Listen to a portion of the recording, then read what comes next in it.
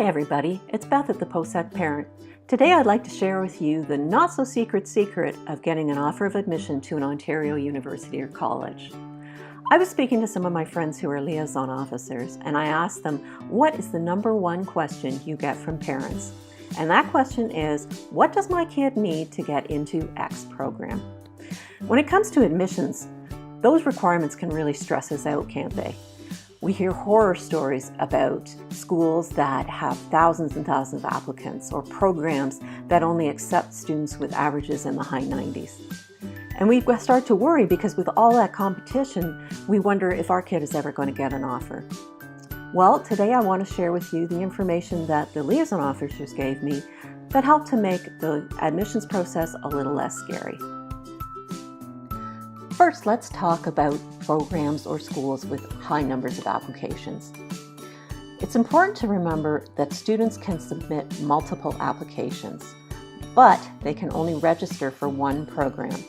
So even though a program might have thousands of applications, the actual students that can register in the program is actually much lower. Second of all, it's important to realize that not everyone wants the same program. Of those, say, 10,000 students who apply to a school, maybe only 500 will be applying to the program that your child is interested in. And of those 500, not everyone will accept their offer. Look at this example from CUDO, the Common University Data Ontario site. By the way, this is a great resource for information from Ontario universities about everything from admissions averages to class sizes.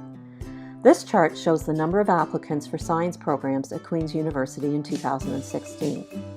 If you look at the far right column in the science section, you'll see that they had 9,481 applications, but only 1,255 students actually accepted their offer and registered. And those 1,255 students are spread out over all of Queen's science programs. So you see, the competition for many programs is not as steep as it looks on the surface. Of course, some programs do have super high admission averages, but they tend to be the exceptions to the rule.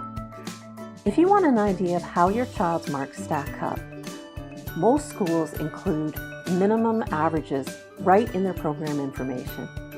And some schools even include a probability of acceptance based on your child's average. So you can get a realistic idea of their chances of acceptance before they even apply. Another thing that the liaison officers wanted to share is that the admissions process is not a crapshoot. It's not a lottery. You don't wave a magic wand to get an acceptance. It's a fairly well-defined process, and there are certain criteria that your child needs to meet in order to get an offer. So what are those criteria? Let's have a look. The first thing is that your child needs to have taken the required high school courses. You can find all these requirements in the course information. Second, they need to have the required grades for that course. Third, they need to have some kind of leaving certificate that shows they've completed high school. And since most high schools in Ontario will automatically forward those records to the college and university application centers, you don't need to worry about that one.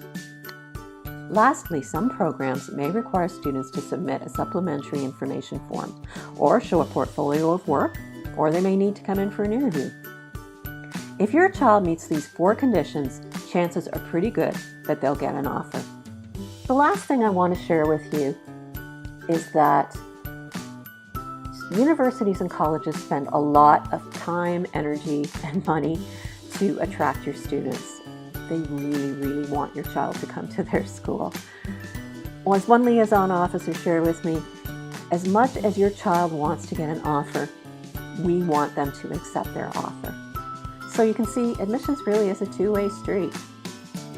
I hope that this video has helped allay some of the concerns or worries that you might have had about the admissions process. If you liked the video, please give it a thumbs up. And if you have any questions, please leave them in the comments below. And I hope to talk to you soon. Thanks. Bye.